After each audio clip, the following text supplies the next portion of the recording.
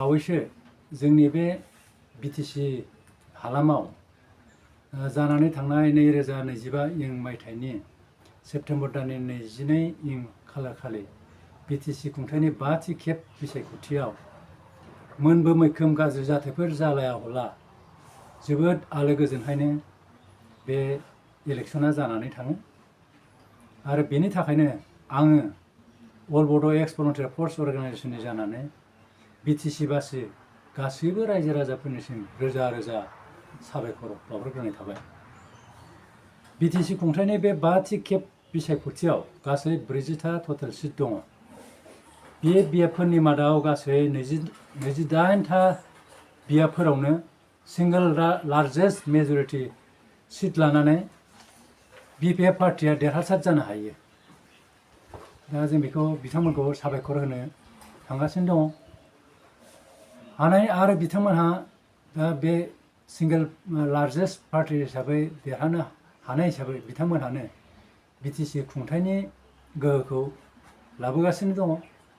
बिथांमोनहानो government form खालामनोबो थांगासिनो दङ। बिनि थाखायनो आङो गिबियावनो जोंनि बे अल बड' एक्स भलुन्टियार फर्स अर्गानाइजेसननि जानानै सेन्ट्रेल कमिटिनिफ्राय जोङो बिथांमोननिसिम जोंनि गोसो गोरबोनिफ्राय बरायनाय बावहरग्रोबाय आरो लोगोसे देरहासार जानायनि थाखाय साबायखरबो बावहरखानाय थाबाय। जोंनि बे अल बड' एक्स भलुन्टियार फर्स अर्गानाइजेसननिफ्राय बिपिएफ दोलोनि बिटिसिनि बे गोदान सोरखारनिसिम जों नैबेफोर माखासे खामानिखौनो आवगायजानो थाखाय एबा डेभेलपमेन्टआव लाबोनो थाखाय जों मिजिं थिहरनाय जायोदि बे फैबाय थानाय समफोराव थांखांनाय सोरखारफोरा जेसेबांसिम बिबांनि डेभेलपमेन्ट फान्डफोर लाबोनो हादोंमोन, एबार नैबे जोंनि गोदान बिपिएफ सोरखारा जाहाथे सेन्ट्रेल गभजों सावरायलायनानै डेभेलपमेन्ट फान्डखौ डाबलसिन एबा बांसिन लाबोना होफैनो हायो आरो जाहाथे डेभेलपमेन्टखौबो आरो डाबलसिन खालामनो हायो। जाहाथे बिटिसिआव मावनो गोनां मोनफ्रोमबो थालांनाय आरो डेभेलप जाबावनो गोनां मोनफ्रोमबो फिल्डफोरनि गासै खामानिखौनो जाहाथे मोजाङै सुसारुरुपै मावफुंलांनो हायो आरो दावगासार होनो हायो। बिनि थाखाय जोंनिफ्राय मिसननि खाथियावबो बोर बिहरनाय थाबाय आरो खुंथाय गोहो मोनगिरि बिथांमोननिसिमबो जोंनि आर'ज गाबहरनाय थाबाय। लोगोसेयावनो जाहाथे नैबे गोदान बिटिसि खुंथाया जोंनि बे बिटिसिआव सोमजिनाय जेरै हमना ला मेजर हिसाबै जोंनि आबाद फोथारफ्राव जिबायदि बाराद्राय इर'सन जादों दैमा दैसाफोरजों, बे इर'सन जानायफोरखौ जाहाथे एक नाम्बारावनो जाहाथे कन्ट्रल खालामनायनि राहा लामाखौ होनो हायो आरो लोगोसेयावनो जाहाथे जोंनि एन्टायार बिटिसिनि बासिफ्रा जाहाथे आबादफोरखौ मोजाङै मावनो हायो। ओमफ्राय मोनसेबाव आं बेखौनो प्लास खालामनो लुबैदेरो, आबादारि हिसाबै जों बे बिटिसि बासिया जिहेथु जोंनि बिटिसिआव 80%नि बारायानो आबादारि होननानै बुंजागोन। बे हिसाबै आबादजोंनो थांना थानायनि थाखाय जाहाथे आबाद मावनायनि सायाव बिटिसि सोरखारा एसे बांसिन नोजोर होयो। बिनि थाखाय एसेल' हा दङब्लाबो जोंनि बिटिसिनि न'खरफ्रोमबो जाहाथे एसे हाजोंनो एसे मोजां इनकाम लाबोनो हानाय बायदिसिना फार्मिंफोर दङ नालाय आजिखालि ओंखारदों। थिग बेफोरबायदि अल्टारनेटिभ एग्रिकालचार बा फार्मिं खालामनाय बा प्लेन्टेसन खालामनाय, दा बेफोरबायदि दा काल्टिभेसन खालामनाय, बेफोरबायदि सेक्टरफोरखौ बेफोरबायदि मोनसे प्रजेक्टफोरखौ जाहाथे फोसावनानै होयो आरो बयखौबो मावनो थाखाय थुलुंगा होयो। ओमफ्राय सुबिदाफोरबो जाहाथे होयो थाखा फैसाजों अनसुंथाइ होनानै। आरो बिटिसि बासि गासैबो न'खरफ्रोमबो जाहाथे दख्लासे हाजोंबाबो एसे हाजोंबाबो जाहाथे थांना थानायनि न'खरखौ फोथांलांनो हानायनि, न'खरखौ गावबा गाव फोलोमलांनो हानायनि बेब'स्थाखौ लानो हायो। बेफोरबायदि बेब'स्थाखौ जाहाथे जोंनि गोदान बे बिटिसिनि सरकारा जाहाथे मावफुंनानै होयो, बेखौबो जों बे अल बड' एक्स भलुन्टियार फर्स अर्गानाइजेसननिफ्राय बुंलायै जोङो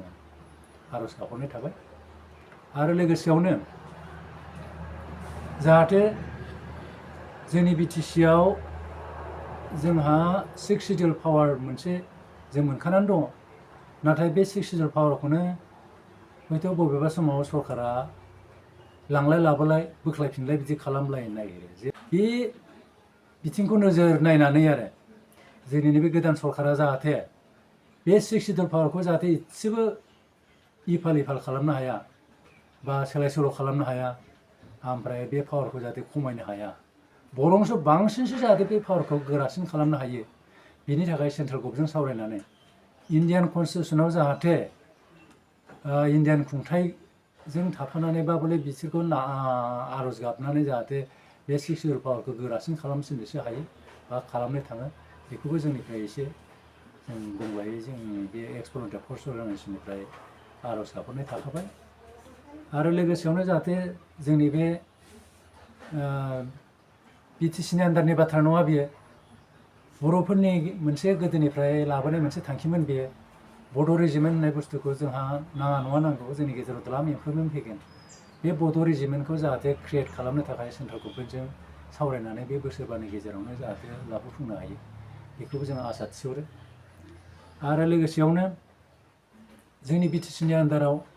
मोनफ्रोमबो जिल्लाफ्रावनो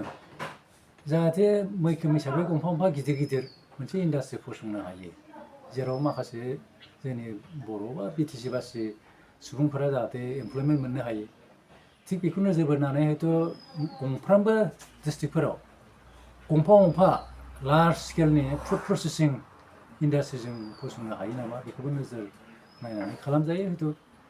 गुबुन जायगायाव दस्रा डिस्ट्रिक्टफ्राव दस्रा इन्डास्ट्रिफोर फसंनो हागोन जेराव फुड प्रसेसिं जाथावथाव बे फुड प्रसेसिं खालामनो हागोन थिग बेफोरखौ नोजोर बोनानै मोनसे इन्डास्ट्रिखौ सेन्ट्रेलजों सावरायनानै जुदि लाबोफुंनो हायोबा बेबो जोंनि थाखाय हयथ' आनएमप्लयमेन्ट ग्रुपनि मानसिफ्रा हयथ' एमप्लयमेन्ट मोननानै मोजां न'खर खुंनो हागोन बेखौ जों आसा थिहरो बेफोर खामानिखौबो एसे आग बारायोबा मोजां जागोन होननानै जों मिजिं थिहरो आरो बे बिटिसिनि गेजेरावनो जोङो हानायमानि गंफ्रोमबो डिस्ट्रिक्टआवनो हायोब्ला गंफा गंफा स्किल डेभेलपमेन्ट मोजां मोनसे इनस्टिटिउसन दाफुंनो हायोबा बेयावबो जोंनि बे बिटिसि बासिफ्रानो बेयाव सोलोंनानै स्किल वार्कार जानानै हयथ' कम्पानि बायदिसिना गोबांथा इन्डास्ट्रिफ्रावनो जों थाब एमप्लयमेन्ट लानो हानायनि मोनसे बेबस्था फैगोन हयथ' आलाय सिलाय जानानै थानाय नङा बिटिसि बासिफ्रा सेंग्रा सिख्लाफ्रा दा बिनिखायनो आंनि मथेब्ला जोंनि बे अल बड' एक्स भलुन्टियार फर्स अर्गानाइजेसननि जे लुबैनाय बायदियै जों गंफ्रामबो डिस्ट्रिक्टआवनो हयथ' स्किल डेभेलपमेन्टनि गंफा गंफा इनस्टिटिउसन लुफुंनानै होनो हायोब्ला बेबो जोबोद मोजां जायो बेखौबो जोंनिफ्राय जों आसा थिहरो मावफुंनो हायोबा मोजां जायो बेखौबो नाजानाया मोजां ओमफ्राय लोगोसेयावनो जोंनि जे ट्राइबेल पावार बे सिडिउल ट्राइबनि जि पावार बे सिडिउल ट्राइबनि पावारखौ जाहाथे 6 सिडिउल मोननायनि उनावनो सिफायनानै होआ बेखौबो जाहाथे नोजोर होयो जोंनि बे 6 सिडिउल ट्राइबेल पावारखौ बा सिडिउल ट्राइब पावारखौ जाहाथे अराय समनि थाखाय संबिधानाव जों गोरायै लिरनानै दोननो हायो ओमफ्राय लोगोसेयावनो 6 सिडिउलाथ' ट्राइबेल पावारखा बे हिसाबै जाहाथे जों खारनो हायो जोंनि ट्राइबेलफोरनि मोनथाया जाहाथे थाबाय थायो जाहाथे जोंनि राव हारिमु धोरोम गासिबो जाहाथे थांनानै थायो भबिष्यतसिम जों बेखौ नोजोर बोनानै जोंनि बे अल बड' एक्स भलुन्टियार फर्स अर्गानाइजेसननि मथे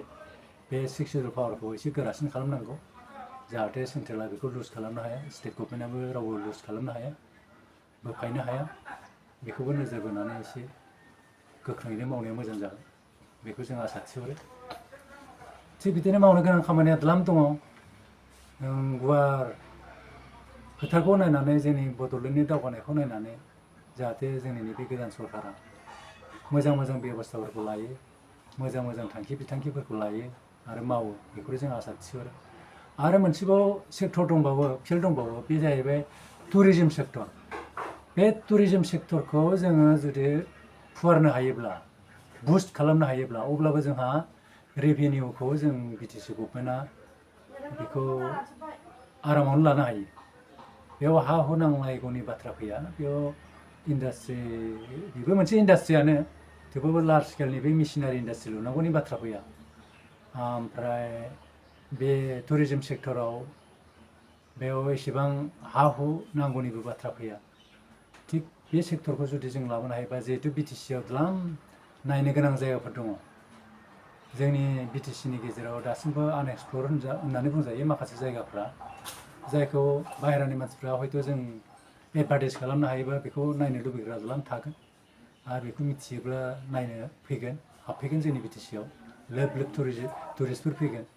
बेनिफ्राय जों द्लाम रेभिनिउ आरजिनो हागोन बेखौबो नोजोर बोनानै टुरिजम सेक्टरखौबो एसे मोजाङै डेभेलप खालामनो नाजायोबा जोंनि अल बड' एक्सपो फर्स अर्गानाइजेसननिफ्राय जों बेखौबो आसा थिहरो आरो जोबथारनायाव बे नै फैबाय थानाय जोंनि बे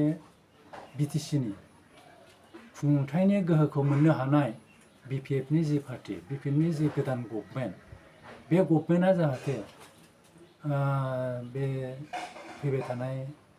गभर्नमेन्टखौ बिटिसिनि जि गभर्नमेन्ट बिपिएफनि जि गभर्नमेन्ट बे गभर्नमेन्टखौ जाहाथे मोजाङै दाफुंनानै लायो सानै हयै जाहाथे गोरों गोरा इएमसिएलएफोरखौ देरहालांनाय एमसिएलएफोरखौ आरो साननो हानाय एक्सपार्ट गोनां एमसिएलएफोरखौ नायै नायै गावबा गाव सेक्टराव बा फिल्डआव जाहाथे इएम बानायना होयो आरो बिथांमोनहा जाहाथे मोजाङैनो गावबा गावनि इएमनि बिबानफोरखौ सालायलांनो हायो दावगाहोनो हायो ओरैनो इएम जाबाल' जानाय नङा गावबा गावनि जि बिबान बा बले माबा मोननाय खामानिनि जि सेक्टर मोननाय बे फिल्डखौ जाहाथे मावफुंनो थाखाय जाहाथे जुजिथाबनो हायो बेखौबो नोजोर होनानै साफ्रोमखौबो जाहाथे जोंनि बिपिएफनि जि हयथ' गभर्नमेन्ट दाग्रा बडि बेयो जाहाथे मोजां मोजां सायख'लायनानै दायो बेखौबो जों आसा थिहरो जाहाथे मोजां जानानै फैयो भबिष्यतआव बयजोंबो मोजां मोनजायो एन्टायार बिटिसि बासियानो जाहाथे गासिबो मोजां मोनो ओमफ्राय गासिबो थाखा फैसा फैनाय माने जाहाथे मिसइउस जाया बेखौबो नोजोर बोनानै जाहाथे खामानिफोरखौ मावलाङो रायजो राजाजों जाहाथे भबिष्यतसिम अनजाबाय थायो आरो जोंनि बिटिसिखौ जाहाथे मोजाङाव लाबोनो हायो बेनि थाखायनो जोङो बे गोदान गभखौ जोंनि अल बड' एक्स भलन्टियार फर्स अर्गानाइजेसननिफ्राय जोङो फोरोंहराखै जों खावलायहराखै जों बेखौ आसा मिजिं थिहरदों मावोबा मोजां जायो जों बेखौ एसे जास्ट आसि खिथानानैल' होनाय जाहैदों आरो बेफोरबायदि गोहोखौनो जाहाथे बिटिसि गभर्नमेन्टआ नै दानि फैबाय थानाय गोदान बिटिसि गभर्नमेन्टआ एबा बिपिएफ दोलोनि जि गभर्नमेन्ट बियो जाहाथे गोहो मोनो बोलो मोनो ओमफ्राय गियान मोनो बिनि थाखाय जाहाथे इसोरा बिथांमोननो बोर होयो बोर सारस्रियो बेखौ जों इसोरनिसिम जों आर'ज गाबहरबाय जोंनि अल बड' एक्स भलन्टियार फर्स अर्गानाइजेसननिफ्राय लोगोसेयावनो जाहाथे बिथांमोनहा बे सरकारखौ आलो गोजोनैनो खुनु डिस्टार्ब गैयाब्ला खुनु दिगदार जायाब्ला बे बोसोरबाखौ